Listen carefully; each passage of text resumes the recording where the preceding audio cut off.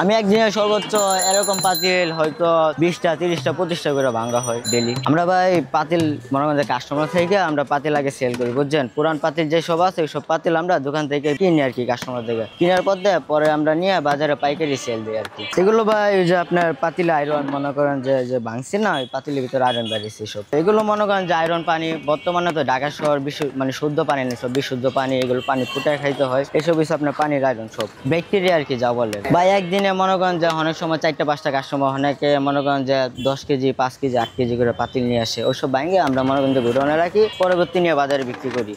আমি ভাঙিয়ে নিয়ে বাঙ্গারি হিসাবে বাজারে নিয়ে বিক্রি করি। এখানে মনে করেন যে দোকানে অনেক কাস্টমার 8 কেজি 10 কেজি 12 কেজি পাতিল নিয়ে আসে, প্রতিদিন হিসাবে এরকম ভাঙা হয়, তারপরে গোডাউনে রাখি। গোডাউনে রাখার পর আমি নিয়ে আপনার মার্কেটে বিক্রি করি পাইকারি হিসাবে। যারা বাসা বাড়িতে পুরান পাতিল আছে না, পুরান পাতিল যেগুলো নষ্ট হয়ে গেছে, ওরা তো এগুলো ফালাই দেয়, ওই হিসাবে কি করে কাস্টমার আমাদের দোকানে নিয়ে আসে, ওরা পাতিল আমরা কিনি না, তারপর আমরা পাতিলটা রাইখা নিয়ে এবার বাজারে বিক্রি করে দিই। তারপর ওইসব পাতিল দিয়ে নতুন পাতিল তৈরি হয়। কষ্ট আছে, অনেক বড় দোকান তো, একটু আধটু পরিশ্রম হয়, দোকানে অনেক স্টাফ আছে, তারপরে পাতিল দায়িত্বটা আর কি আমার ওইসব ভাঙার। ব্যবসা করে তো খাইতে হইব, তাই না? এখন মনে করেন যে এগুলো মনে করেন যে কেজি হিসাবে আমি যদি 10 টাকা লাভ করি, তো মনে করেন যে 100 টাকা, মনে করেন যে 100 কেজি পাতিল বস্তা আমার অনেক টাকা লাভ হয়, মনে করেন যে দৈনিক আয় হয় আমার অনেক টাকা।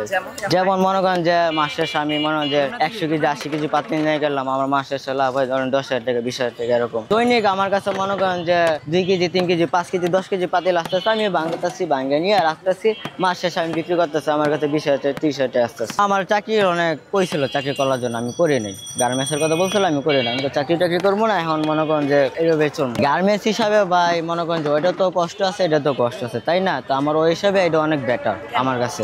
এইটা ভাই টাকা অনেক ইনকাম বেশি ওইটা থেকে। ওইটা তো মনে করেন সবসময় সবার কথা শুনতে হয়, তাই না? এটা তো মনে করেন যে নিজের কর্ম, কোনো সময় কারোর কাছে কোনো কথা শুনতে হয় না। এখন তো মনে করেন যে লেখাপড়ার সময়, এখন তো মনে করেন যে বাপ অনেক বয়স হয়েছে, কাজকর্ম ঠিক মতো করতে পারে না, এখানে আর কি আমি কাজে ঢুকছি। মাদ্রাসায় আমি পর্যন্ত করছি, এরপরে ভাই পড়ালেখা ছাইড়া দিছি। বাপে পড়ালেখা খরচ দিতে পারে না, ফ্যামিলি চালাতে পারে না, এখানে আমি ছাইড়া দিছি লেখাপড়া। আমার সংসার চলে, তারপর আমার ফ্যামিলি যে আছে সবাই চলতে পারে মাশাআল্লাহ। বাসায় তো ভাই টাকা দিতে হয়, মাস শেষে ফ্যামিলি আছে না, তাদেরকে টাকা টুকা দিতে হয়। দৈনিক মনে করেন যে এখনকার সময় কেউ 10 টাকা দেয় না হাতে। তাই মনে করেন যে এগুলো পাতিল ভাঙিয়ে মনে করেন যে আমার মাসে যে 20,000 টাকা 30,000 টাকা ইনকাম হয়, তো হিসাবে আমার অনেক ভালো লাভ হয়। আমার আত্মীয় স্বজনরা সবাই জানে আমি যেসব কাজকর্ম করি। আত্মীয় স্বজন যদি না জানে তাহলে আমার এসবের প্রতি এত আকর্ষণ থাকতো না। সবাই জানে প্রতি, তাই আমি আসছি, কর্ম করে খাইতেছি। কারোর কাছ থেকে তো চুরি অথবা ভিক্ষা করে খাই না। আত্মীয় স্বজন বলতেছে যে কুলা মানুষ কর্ম করে খাইতে হইব, তাই আর কি আমি কারোর কাছে বাসি কোনো কিছু বলি না।